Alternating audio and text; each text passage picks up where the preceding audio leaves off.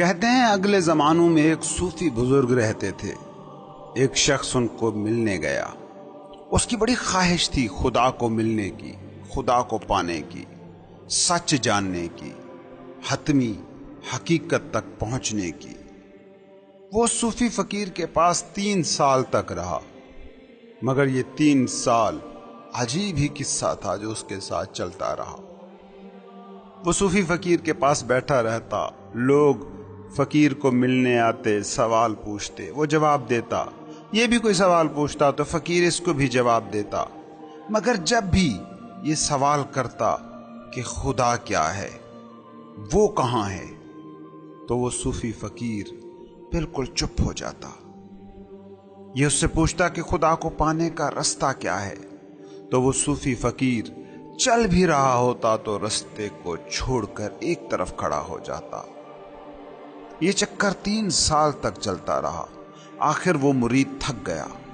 اس نے ایک دن کہا، بابا جی، آپ ویسے تو کچھ بولتے بھی ہیں، لیکن جب میں آپ سے اصلی سوال کرتا ہوں تو آپ چپ ہو جاتے ہیں۔ ویسے تو آپ چلتے بھی ہیں، لیکن جب میں حتمی سچ کا رستہ آپ سے پوچھتا ہوں تو آپ چلنے سے ہی رک جاتے ہیں۔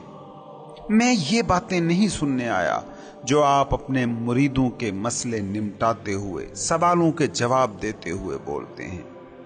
مجھے تو اس کے بارے میں جاننا ہے۔ میں تو صرف اسی ایک رستے کا طالب ہوں۔ مجھے تو بس اسی ایک کی خواہش ہے، اور اسی کے بارے میں جب بھی میں سوال کرتا ہوں آپ چپ ہو جاتے ہو۔ اس راستے کی بابت جب بھی دریافت کرتا ہوں آپ رک جاتے ہو۔ مجھے لگتا ہے کہ یہاں میرا کام نہیں بنے گا، اس لیے مجھے تو اب آپ اجازت دیں۔ فقیر نے آہستہ سے آنکھیں کھولی، اسے دیکھا اور کہا، نادان، وہی تو تمہارے سوالوں کا جواب تھا۔ اس ایک کو پانا ہو تو چلنا نہیں، رکنا ہوگا۔ اس کو بتانا ہو تو بولنا نہیں، چپ ہو جانا ہوگا۔ خدا کی وضاحت لفظوں کی محدود دنیا کر ہی نہیں سکتی۔ خدا اگر کسی زبان میں سمجھا یا سمجھایا جا سکتا ہے تو وہ خاموشی کی بے انت زبان ہی ہو سکتی ہے۔ جیسے خاموشی کا کوئی کنارہ نہیں ہوتا، اسی طرح اس بے کنار کو بیان کرنے کا طریقہ بھی خاموشی کے علاوہ اور کیا ہو سکتا ہے۔ اس کو جاننا ہے تو چپ ہو جانا ہوگا، اس سمت میں چلنا ہے تو رک جانا پڑتا ہے۔ تم اس بات کو سمجھو کہ تمہارے سارے رستے ہوں یا سارے لفظ، وہ کسی شے کی طرف اشارہ کرتے ہیں۔ حتمی حقیقت کوئی شے نہیں ہے، خدا کوئی تھنگ نہیں ہے کہ جس کی نمائندگی لفظ کر سکے۔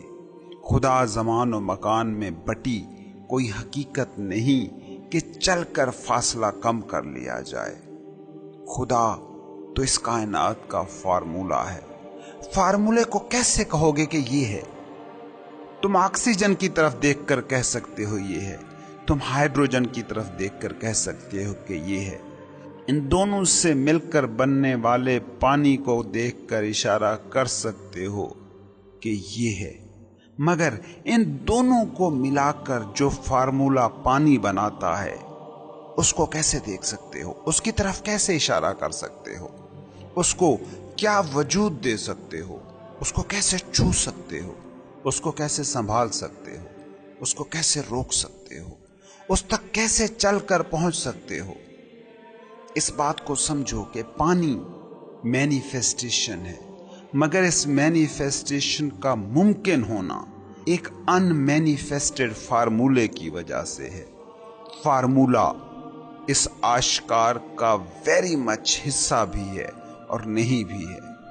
تم اس کے ذریعے اس فارمولے کو پا بھی سکتے ہو، اور وہی ظاہری وجود تمہیں اس فارمولے سے دور بھی لے جا سکتا ہے۔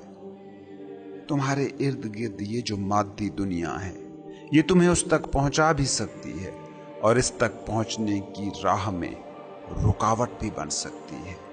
جب یہ حیاتوں کی دنیا، فارمز کی دنیا، ٹھوس مادی چیزیں تم तुम्हारी पूरी तवज्जो को अपनी तरफ खींच लेती हैं, तो इन चीज़ों के होने का, इनकी बीइंग का जो राज है, इनको तश्कील देने वाला जो फार्मूला है, जो नाकाबिले बयान है, जो शक्ल से मावरा है, जो एक्शन से, ढांचे से, हैत से मावरा है, जो शय होने की हकीकत से मावरा है, जो न मिटने वाला ना फना होने वाला है, जो हर हकीकत की हकीकत आला है, वो हाथ से फिसल जाता है।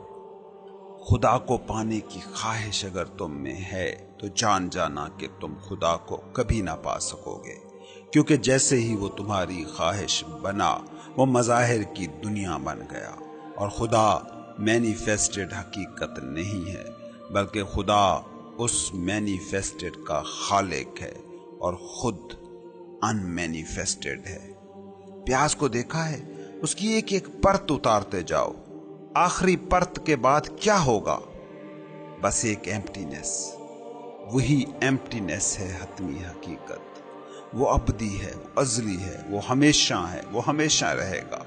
इसको यूं समझो, ये जिस मकान में तुम इस वक्त बैठे हो, इसकी ईंटें, इसका लोहा, इसका सीमेंट, इसके पत्थर, इसकी लकड़ी 10 साल बाद या 10,000 साल बाद या 10 लाख साल बाद सब फना हो जाएगा, सब कुछ मिट जाएगा, मगर वो खला जिस खला को घेर कर ये मकान खड़ा है, वो खला कहीं नहीं जाएगा। इस मकान की जगह पर आज से 1 लाख साल बाद चाहे कोई पार्क हो या कोई इमारत या सहरा या दरिया गुजर रहा हो, मगर वो खला बिल्कुल ही वैसा होगा, अनछुआ, अनमिट।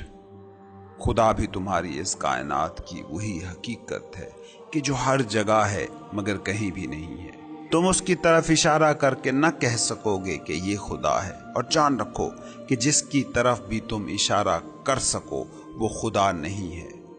जो आंख मादे से मावरा इस एम्प्टीनेस को देख सकती है, जिस एम्प्टीनेस की वजह से मादे को शक्ल मिल रही है, मादे की हैत तय हो रही है, इस बात को समझो कि इस कायनात की हकीकत मादा नहीं है, इस कायनात की हकीकत एम्प्टीनेस है। तुम्हारा जिस्म ट्रिलियंस ऑफ सेल्स से मिलकर बना है, लेकिन क्या तुम्हें पता है कि तुम्हारे जिस्म के हर 2 खुलियों के दरमियान इतनी स्पेस है, इतनी एम्प्टी जगह है कि उसमें करोड़ों अरबों खुलिये समा सकते हैं। तुम्हारे जिस्म में खाली जगह के मुकाबले में सेल्स का हुजम साइंटिफिकली पता है कितना है? 0.00000001 से भी कम। ये कायनात खला का बेअंत समंदर है, जिसमें तुम्हारी कायनात जैसी कई कायनातें मछलियों की तरह तैर रही हैं। ये एम्प्टीनेस जो देख सकता है वो खुदा को देख सकता है, मगर खुदा को बता वो भी नहीं सकता, क्योंकि जिसे बताया जा सके वो खुदा नहीं हो सकता। इसकी वजह यह है कि हम बता ही मादी चीज़ों या जहनी तसव्वुरात के बारे में सकते हैं। फिजिकल या मेंटल स्ट्रक्चर से मावरा हकीकतों के बयान के लिए हमारी ज़बान बनी ही नहीं है। हमारी ज़बानें हमारे माइंड का एक्ट हैं। हमने तख्लीक किया है इन ज़बानों को, और ये ज़बानें तो इतनी कम हैसियत हैं कि ये तक नहीं बता सकती कि हम क्या हैं, कुजा ये कि ये हतमी हकीकत को बयान कर सकें। इस बात को समझो कि जब तुम्हारी ये हालत हो कि जहन में ख्याल का कोई सर्रा ना हो, नो माइंड की जब हालत हो, तो उस वक्त जो रह जाता है वो खुदा है। ख्याल से मावरा हकीकत का नाम है खुदा। जब तक ख्याल की मूवमेंट मौजूद है, जब तक माइंड ही हम हैं, जब तक अनाई दुनिया मौजूद है, क्योंकि अना दिमाग में मौजूद मेमोरी और माइंड मूवमेंट ही का नाम है, तब तक नो माइंड भी बस एक थॉट है, इसके अलावा कुछ नहीं। दुनिया की हर इबादत, हर मेडिटेशन, सूफी का हर मराकबा, उसका बस एक ही मकसद होता है, नो माइंड की हालत को पाना। नो माइंड की हालत को समझो, ये कोई ऐसी हालत नहीं होती कि जिसमें थॉट्स पैदा ही ना हों। थॉट्स पैदा होंगे क्योंकि थॉट्स तो माइंड का एक्ट हैं। माइंड इन इटसेल्फ थॉट्स के मजमूए ही का नाम है। नो माइंड की हालत या इनलाइटनमेंट की हालत ये है कि आप थॉट नहीं हैं, आप दिमाग नहीं हैं। नो माइंड हालत ये है कि थॉट्स दिमाग में पैदा हो रहे हैं और आप बतौर कॉन्शियसनेस देखने वाले के मौजूद हैं। आप हर थॉट के साथ बह नहीं रहे बल्कि बस देखने वाले हैं। आप थॉट्स के साथ आइडेंटिफाइड नहीं हैं। कभी गौर किया है तुमने अपनी जिंदगी पर? बैठे हो, एक थॉट पैदा हुआ जो माजी के किसी नुकसान के मुताल्लिक था, तुम दुखी हो गए। एक ख्याल पैदा हुआ जो मुस्तकबिल के किसी मंसूबे का है, तुम पुरजोश हो गए। एक थॉट उभरा जो माजी की किसी कामयाबी का था, तुम खुश हो गए। तुम गौर कर रहे हो कि क्या हो रहा है। थॉट्स पैदा हो रहे हैं और तुम्हारी हालत इन थॉट्स के साथ तय हो रही है। यही अना की दुनिया है जिससे तुम आइडेंटिफाइड हो। ये मैनिफेस्टेशन की दुनिया है। वो जो थॉट्स के साथ नहीं चला, वो जो थॉट्स से पैदा खुशी के साथ बहा नहीं, थॉट्स के पैदा करदा गम में डूबा नहीं, वो जो आई एमनेस का शऊरी नुक्ता है, वो हो तुम। नो माइंड की हालत में वो आई एमनेस तुम्हारी हालत बन जाती है और ये वो हालत है जो खामोशी को सुन सकती है, जो मज़ाहिर में छुपे अनमैनिफेस्टेड को, ना आश्कार को देख सकती है। ये वो खुद है जो खुदा को देख सकता है।